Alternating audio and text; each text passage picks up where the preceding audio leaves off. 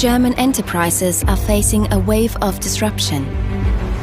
Not only are technology and society changing, but the whole country's economic DNA is undergoing a transformation. We at Deloitte have developed 4 scenarios of what this transformation might feel like. Let's take 4 distinct perspectives on what the German enterprise landscape could look like in 2030.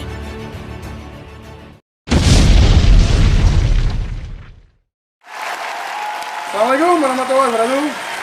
Semangat pagi. Apa kabar Ibu Bapak? Semoga semuanya sehat walafiat dan bahagia selalu untuk kita semua. Amin. Perkenalkan Ibu Bapak, nama saya Sunoto, nomor induk mahasiswa 24063.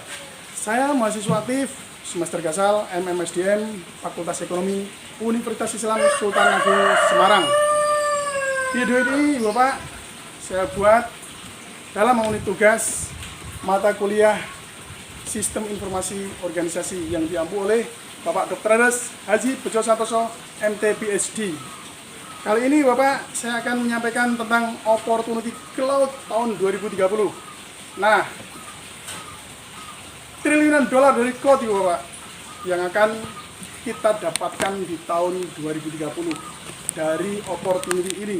Oke Bapak, sebelum saya bercerita panjang lebar tentang cloud, ini adalah identifikasi cloud, di mana cloud adalah merupakan perangkat lunak seumur hidup yang digunakan untuk sarana mempercepat penemuan dan pengembangan dalam perusahaan yang berbasis IT. Penemunya ya Bapak dan pengembangnya adalah CEO Moderna, Stephen Bancel. Kemudian cloud ini akan bekerja sangat maksimal ketika satu, perusahaan menjalankan strategi pada nilai IT dan bisnis, juga menginstal cloud ready. Kemudian yang kedua, perusahaan mengembangkan pengalaman dalam menggunakan cloud dan mempunyai mindset dalam penggunaan IT. Perusahaannya seperti itu Bapak. Kemudian yang ketiga, perusahaannya berinovasi dalam cloud literate dalam pengerjaannya. Oke. Kemudian Bapak, kita akan lihat video tentang definisi cloud secara lebih detail. Cloud computing is the on-demand delivery of IT resources via the internet, with pay-as-you-go pricing. Instead of buying, owning, and maintaining physical data centers and servers, you can access technology services such as computing power, storage, and databases on an as-needed basis from a cloud provider like Amazon Web Services. Organizations of every type, size, and industry are using the cloud for a wide variety of use cases, such as data backup, disaster recovery, email, virtual desktops, software development and testing, big data analytics, and customer-facing web applications. For example, healthcare companies are using the cloud to develop more personalized treatments for patients. Financial services companies are using the cloud to power real-time fraud detection and prevention. And video game makers are using the cloud to deliver online games to millions of players around the world. With cloud computing, your business can become more agile, reduce costs, instantly scale, and deploy globally in minutes. Cloud computing gives you instant access to a broad range of technologies so you can innovate faster and build nearly anything you can imagine. From infrastructure services such as compute, storage, and databases, to Internet of Things, machine learning, data analytics, and much more.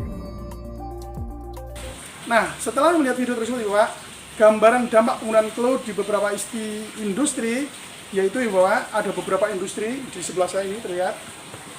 Perusahaan yang paling mendapatkan dampak positif terbesar adalah perusahaan high-tech, perusahaan oil dan gas, serta perusahaan retail, Pak. Ini adalah perusahaan 3 teratas, berada di posisi 3 teratas. Kemudian di posisi terbawah adalah perusahaan infrastruktur, Pak. Jadi, kita mulai ada gambaran nih, apa yang akan kita lakukan dengan cloud di masa yang akan datang. Ya. Kemudian, dalam kesempatan ini, Pak, saya akan sampaikan 3 nilai dalam cloud. Ada dimensi peremajaan, ada dimensi berinovasi, inovasi, dan dimensi perintis. Yang masing-masing ini mempunyai potensi finansial di masa yang akan datang. Di mana dimensi peremajaan, rejuvenate, itu potensinya adalah 430 miliar dolar. Di mana itu akan didapat dari satu, optimalisasi biaya pengembangan aplikasi pemeliharaan dan infrastruktur teknologi informasi.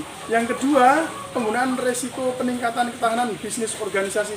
Yang ketiga, Bapak, dapat dari digitalisasi operasi inti, implementasi teknologi digitalisasi terbaru.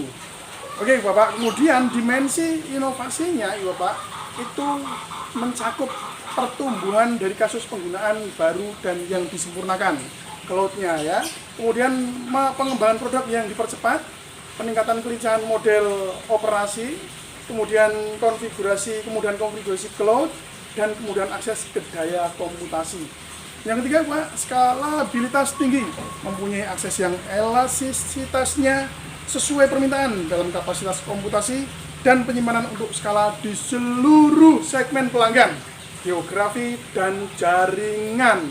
Nah, kemudian dimensi perintis ya Pak, sampai dari sekarang yang masih berkembang dan dampaknya pada 2030 nanti sulit diukur dengan presisi apapun. Namun cloud merangkul budaya eksperimen dengan biaya kegagalan yang rendah dan mendapatkan pengalaman dalam teknologi.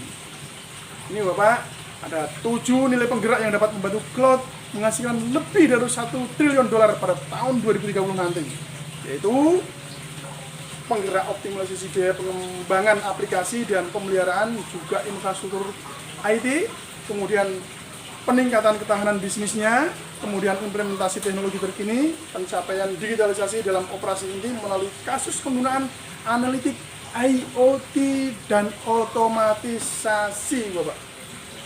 Tujuan bergeraknya kemudian yaitu penggerak pertumbuhan kasus penggunaan yang baru dan yang ditingkatkan. Yang baru dan peningkatan ya. Kemudian mengadaptasi percepatan pengembangan produk, kemudian memanfaatkan cloud publik hyperskalabilitas. Yang ketujuh, mengadopsi teknologi yang muncul terbaru dengan mendapatkan pengalaman dalam eksperimen dengan biaya rendah. Di mana ya Bapak? 3 poin ini didorong oleh inovasi pertumbuhan, penghematan biaya, dan operasi bisnis.